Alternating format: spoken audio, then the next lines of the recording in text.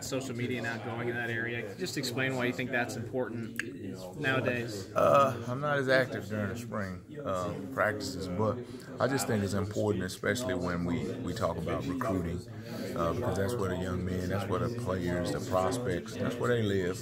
That's number one, and I feel like if you're recruiting them, if you are wanting to establish relationships with them, you have to understand how they live, how they operate, how they think, understand what's important to them.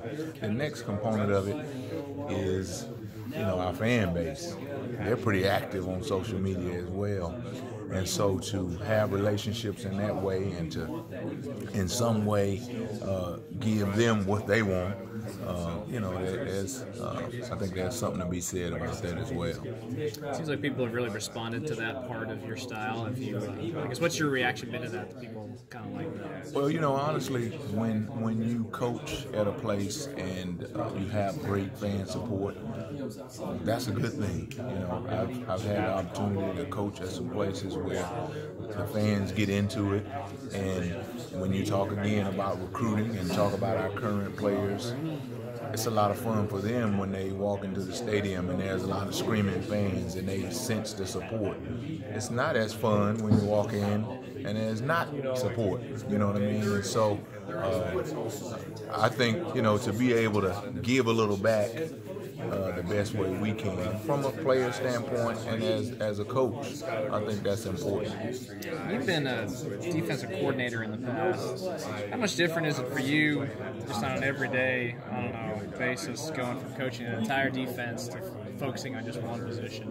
Well, it's a lot of fun to be in charge, right? It's a lot of fun to be in charge, but there's also a certain responsibility, a lot more pressure to operate in that way. I feel like my role here is to help Coach Hazelton be the best defensive coordinator he can be, and that's by being elite in my 20 square feet is what I like to say to my players, is to do my job as best I can to make his job easier, to do everything I can with some experiences that I've had. Honestly, in our defensive room, Coach Clanderman has also been a defensive coordinator, and the great thing is that Coach Hazelton has no ego. Coach Wyatt has no ego.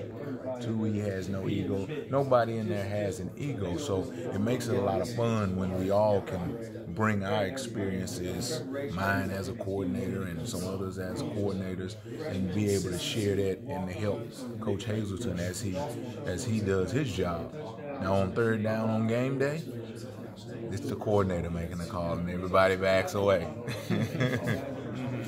But it's a lot of fun just because of who he is, and he allows us to be able to have input and to share our experiences to be able to help put our players in the best position. Obviously, you talk about recruiting and social media, and that's changed. 10 years ago, you weren't on Twitter probably doing that kind of stuff.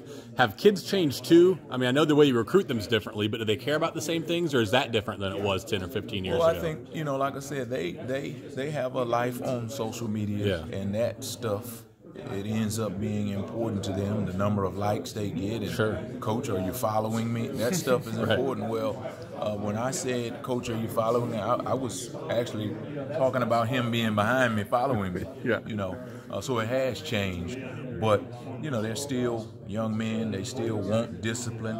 They still want relationships. I'm talking about the recruits, and I'm talking about our current players. Yeah. And so there's a lot that has changed, but a lot that's still the same. And I think when you talk about that social media experience, for us as coaches, to be willing to step into their world, to be willing to look into who they are and how they operate, and not only does it establish relationships, but it also gives us an insight that allows us to know positively or negatively if this is a young man, right, that we want in our program. Right.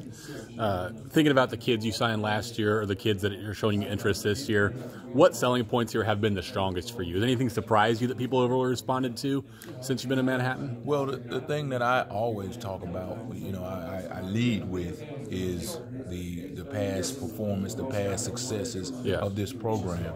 And then, you know, we talk about the academics here. They're second to none when you talk about where our different schools are ranked. Right. Different programs are ranked across the country. And at the end of the day, yeah, you play football and everybody wants to go and play for 17 years in the NFL, but what you have to do is you have to have your academics, not, I don't say fall back on, but to lead you, to send you through doors. Yeah. And K-State has always had a sterling reputation in that way. And not just the university, but the athletic programs, the football players. And, you know, so I think that's really important. Like I said, of course, we're going to get them here and teach them man coverage and teach them how to catch the ball and run with the ball. But there comes a point when you can't do that anymore. And so we talk very strongly about K-State and the academics. But then, like we talked about before, the fan support is unmatched across the country. I've had players say